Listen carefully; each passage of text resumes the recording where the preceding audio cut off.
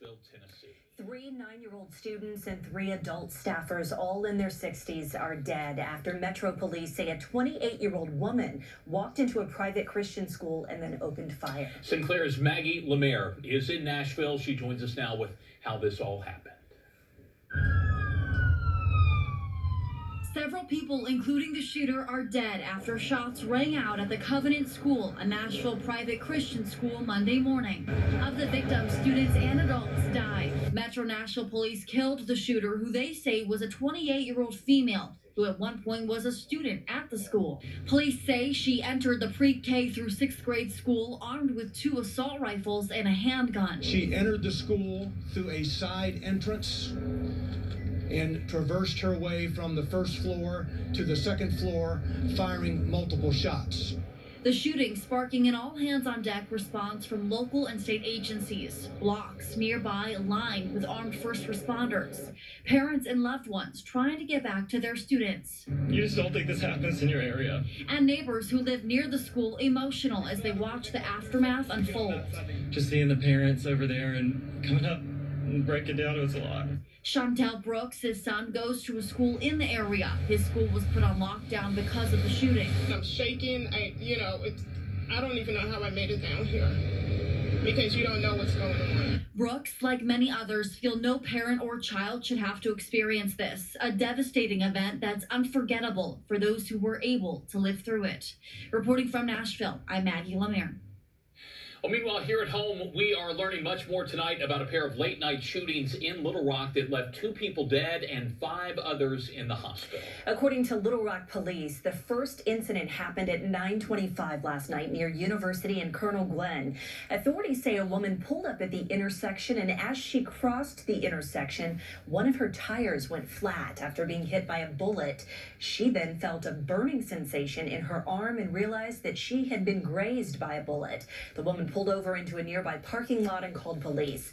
While officers were processing the scene, they got a shot spotter notification in the area of Asher and Adams. Now, once they got there, they found 7 people shot. One victim, 20-year-old Malachi Carey, died at the scene, and another 20-year-old Jaylene Washington died at a nearby hospital.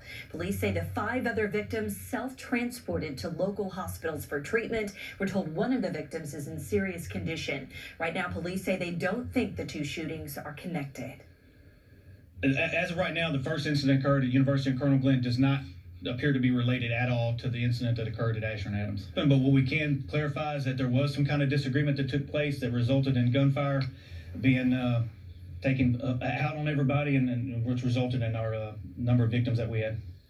Police did not share how many suspects they're looking for, but they did note that of the witnesses they interviewed, many were from Little Rock and others were from out of state. Police have requested surveillance footage from surrounding businesses. This is an ongoing investigation. We'll, of course, bring you more information as soon as it becomes available.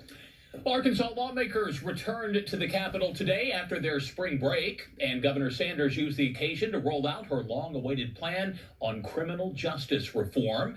She calls it the Safer, Stronger Arkansas legislative package. It calls for a new $470 million prison facility in Arkansas with 3,000 beds, as well as new mental health programs. It would delay the repayment of fines for offenders in order to reduce recidivism, and includes other measures to help ease inmates re-entry into society. The package also includes $20 million to recruit, train, and retain correctional officers. It creates a new trooper school and allocates $5 million in overtime pay for police. The plan also creates harsher punishments for certain violent crimes. Under the Protect Arkansas Act, if you commit an offense like murder, rape, human trafficking, or child sex abuse, you will serve 100% of the jail time that you are sentenced to. No more leniency for our most degraded criminals. If you commit a lesser violent crime, you will only be eligible for release with supervision once you have served 85% of your sentence. Meanwhile, for inmates who show a genuine desire to fix their lives, the governor says the state will help them get sober, educated, and find work once they're released from prison. She She also aims to make it easier for inmates who are parents to spend time with their children and for incarcerated mothers to bond with their babies. But she also had this warning for repeat offenders. You will learn the hard way that Arkansas does not tolerate repeat offenders. You will serve the remainder of your sentence behind bars, plus a penalty added to that. Now, part of this legislative package includes a new Victims' Bill of Rights, which the governor says will offer victims support and additional privacy during court proceedings. The governor says she hopes to pass all of this before the current session comes to an end. Your Metro